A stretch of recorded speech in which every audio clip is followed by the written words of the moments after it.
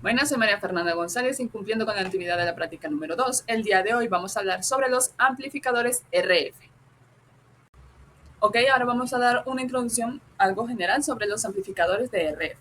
Primero, ¿qué es un amplificador RF? Bueno, en un vasto mundo de la electrónica, estos amplificadores que son de radiofrecuencia son componentes que son esenciales. Su función principal es tomar una señal de RF que sea débil y lo que van a hacer es aumentar su potencia, permitiendo que las ondas de radio viajen más lejos y con mayor claridad. Vamos a pensar en ellos como si fueran el corazón de cualquier transmisor de radio, teléfono móvil, equipo de Wi-Fi o también satélite. Ahora, su principal funcionamiento, bueno, todos los amplificadores funcionan de la misma manera básica, utilizan un componente activo como un transistor para controlar un flujo de energía de una fuente de alimentación, modulándola con la señal de entrada para poder así crear una versión amplificada de las mismas. Bueno, sin embargo, no todos los hacen de la misma forma. Contamos con tipos de amplificadores, depende de la clase de operación. Es decir, la manera en que un amplificador opera se va a clasificar en clases. O sea, en las clases ya sea clase A, B, C, A, B, entre otros. Bueno, se describen cómo está polarizado el transistor y en qué parte del ciclo de la señal de entrada conduce la corriente. La elección de la clase, bueno, es un compromiso crucial entre dos factores principales. La primera, que es la linealidad, es decir, qué tan fiel es la señal de salida a la señal de entrada. O sea, un amplificador lineal no va a introducir distorsión en la forma de onda, mientras que uno que sea no lineal sí lo hace. Ahora, también se toma en cuenta lo que es la eficiencia. Bueno, la eficiencia corresponde a qué tan bien convierte la energía de la fuente de alimentación en potencia de salida de RF. Un amplificador eficiente lo que hace es consume menos energía y genera menos calor. Ahora, los amplificadores que son de clase A y preamplificadores, bueno, dentro de este espectro, el amplificador de clase A es el más lineal, por así decirlo. O sea, ofrece la más alta fidelidad a expensas de la eficiencia. Bueno, por otro lado, un amplificador es un tipo de amplificador, un preamplificador es un tipo de amplificador que está diseñado para una función específica. Es decir, tomar una señal extremadamente débil y elevar su nivel de voltaje a un nivel manejable antes de que llegue a un amplificador de potencia principal, como lo habíamos mencionado anteriormente. Bueno, los preamplificadores a menudo utilizan lo que es amplificadores operacionales, que serían los op-amps, para así lograr una alta ganancia y una excelente calidad de señal. Bueno, ¿por qué es importante esto para las telecomunicaciones? Bueno, básicamente la comprensión de estos conceptos es vital, ya que bueno, un diseñador de sistemas de comunicación debe elegir el tipo de amplificador que sea adecuado para cada aplicación. Veamos como un ejemplo. O sea, en una estación de base de telefonía móvil, la eficiencia energética es fundamental, obviamente. Mientras que en un equipo de audio de alta fidelidad, la linealidad es la prioridad clara, o sea, es lo primero.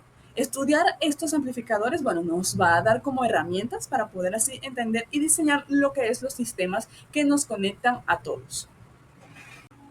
Esta es la primera actividad. Vamos a estar hablando sobre este circuito que, bueno, es fundamental en electrónica. Es un amplificador de clase A con transistor BJT. Como vamos a poder estar viendo en la pantalla, este es un circuito que hemos estado estudiando y también hemos estado realizando la simulación.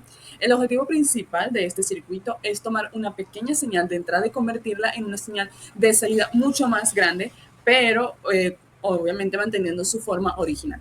A lo largo de la presentación, bueno, vamos a hablar primero de lo que es sus componentes, su funcionamiento y el resultado que tuvimos al final. Bueno, para entender cómo funciona, es crucial conocer sus componentes. El corazón del circuito, obviamente, es el transistor Q1, o sea, el TIP31. Este componente va a actuar como un interruptor controlado, donde una pequeña corriente en su base modula una corriente mucho mayor en su colector, logrando así lo que sería la amplificación. Para el transistor, para que este llegue a funcionar correctamente, necesitamos polarizarlo. Es decir, vamos a establecer un punto de operación. Esto se logra con un divisor de tensión formado por la resistencia, la que vale 33 kiloohmios, y la otra que vale 15 kiloohmios, que bueno, van a establecer la tensión en la base. Luego tenemos lo que es la resistencia de 4.7 kiloohmios, que sería R3, y el colector de 270 ohmios. en el colector, perdón, y también tenemos la resistencia de 270 que va a estar en el emisor, que también son clave.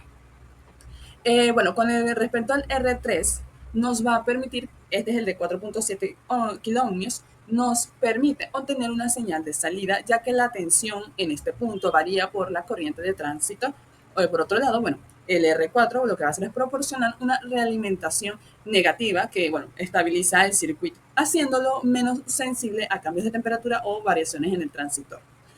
Bueno, y finalmente tenemos lo que es el condensador, los condensadores. El primero, que sería de 1.5 microfaradios. Bueno, este es el condensador de acoplamiento de entrada. Su función es permitir el paso de la señal alterna AC mientras bloquea lo que sería la señal continua, o sea, DC, para no afectar la polarización del transistor. Lo mismo pues ocurre en el caso del C3, que sería de 1 microfaradio. El condensador de acoplamiento de salida que entrega la señal amplificada a la carga R6, sin perturbar lo que sería el punto de operación. Y por otro lado, correspondiente a 2.2 microfaradios junto a la resistencia R5 de 4.7 kiloohmios. Bueno, estos van a conformar lo que sería la carga del circuito. Ahora, para comprobar este circuito, se deben de inyectar lo que sería la señal de entrada con las siguientes características, que serían la de amplitud de lo que corresponde a 200 milivoltios y una frecuencia de 2 kilohercios. Bueno, vamos a conectar lo que es la señal de entrada al canal, que sería en este caso el amarillo del osciloscopio, y la señal de salida, que sería el canal azul, para poder comparar ambas. Bueno, como vamos a ver en el resultado que se logró tener al final en el osciloscopio, fue que la señal de entrada, que sería la amarilla, tiene una amplitud pico de 200 milivoltios, y la señal de salida, que sería el azul, en cambio, tiene una amplitud de pico mucho mayor, que se logró medir, de 3 voltios. Esto nos permite, pues, bueno, calcular lo que sería la ganancia de voltaje del amplificador. Bueno, la ganancia es simplemente la relación entre la amplitud de salida y la amplitud de entrada. En nuestro caso, bueno, la ganancia es de 15, o sea, de 3 voltios sobre 0.2 voltios, lo que significa que el circuito amplificó nuestra señal 15 veces. Bueno, además se logró observar un desfasaje de 180 grados entre la entrada y la salida. Ok, ahora vamos a hablar sobre la segunda actividad, que corresponde con preamplificador con OPA. Bueno, vamos a analizar esta actividad. A diferencia del amplificador de clase A que vimos anteriormente, este circuito utiliza lo que es un componente integrado que es muy versátil para amplificar la señal. Bueno, el objetivo va a ser entender este circuito, tomar la señal de entrada y amplificada, mientras, bueno, nos permite controlar esa amplificación con un solo componente. Ahora, ¿qué es un preamplificador? Y bueno, ¿por qué usar un OPA? Bueno, primero, un preamplificador, vamos a imaginar que tenemos una señal que es muy débil. Bueno, como la que sale de un micrófono, por ejemplo. Bueno, esa señal no tiene la fuerza que es suficiente para ser usada directamente por un altavoz. Ahora, el preamplificador es como el primer bloque que toma una señal débil y la eleva a un nivel de voltaje más útil. Para esta actividad, el amplificador operacional o OPA es la elección que, bueno, es perfecta en un circuito integrado que, a diferencia de un transistor, bueno, va a permitir controlar su ganancia de forma muy precisa y sencilla, usando solo pocas resistencias externas.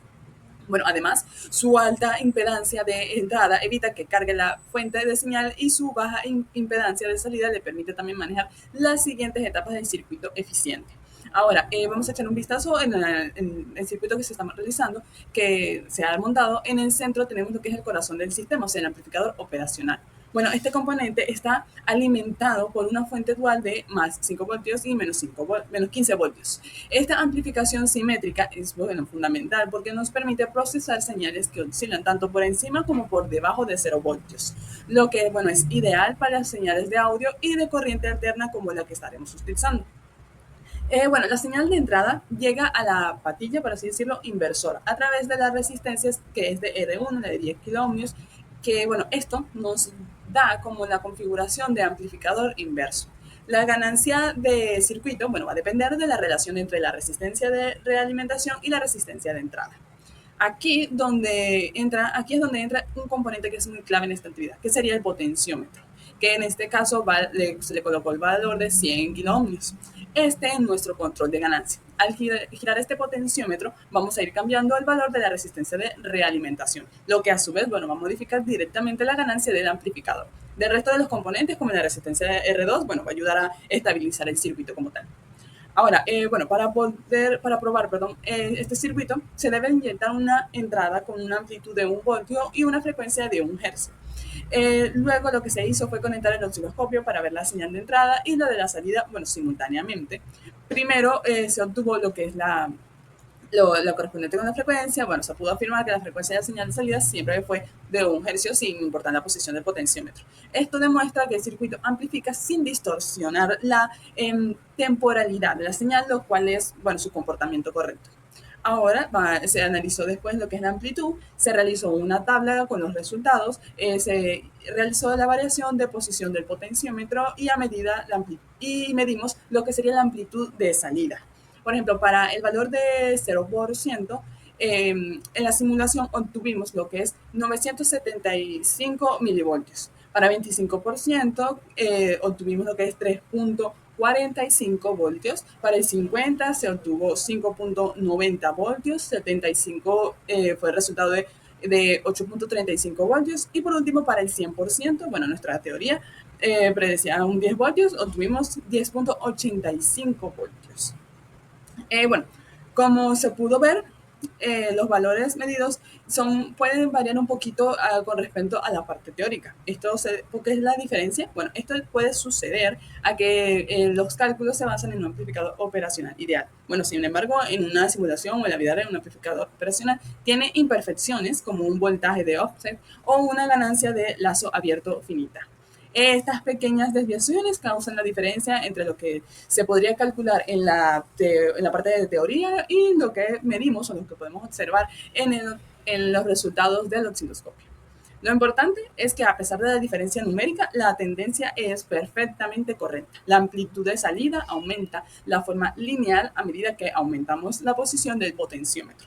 Esto nos dice pues que el circuito está funcionando correctamente como se diseñó.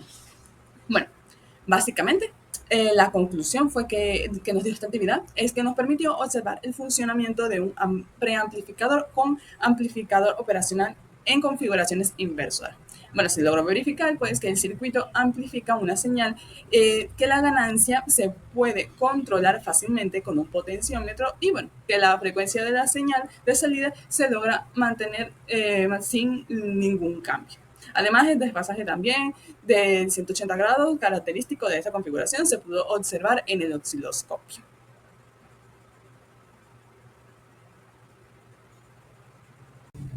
Ok, ahora vamos a hacer la actividad número 3. Bueno, este es un circuito oscilador que va a utilizar un transistor de efecto de campo o JFET, bueno, como su componente principal.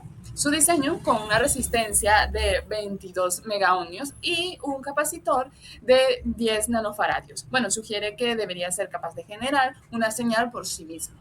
Ahora, el JFET identificado como Q1, bueno, va a actuar como, digamos, un interruptor o un amplificador. Y junto con la resistencia R3 de 10 kiloohmios, bueno, esto va a ser fundamental para la generación de la señal de salida. Los componentes de C1 y C3, bueno, van a funcionar como acopladores para permitir el paso de la señal de SEA, mientras que la batería de 20 voltios, bueno, esto lo que va a hacer es proveer la energía necesaria para el funcionamiento del circuito. Al someter este circuito a una señal de entrada, su comportamiento pues cambió. En lugar de oscilar por sí solo, actúa como un amplificador. La señal que aplicamos a la entrada fue una onda sinusoidal con una amplitud de pico de 1 voltio y una frecuencia de 1 hercio. Lo que podemos observar, digamos, correspondiendo con los parámetros en el osciloscopio, se vio el periodo de la onda que fue de 1 segundo, confirmando la frecuencia de 1 hercio.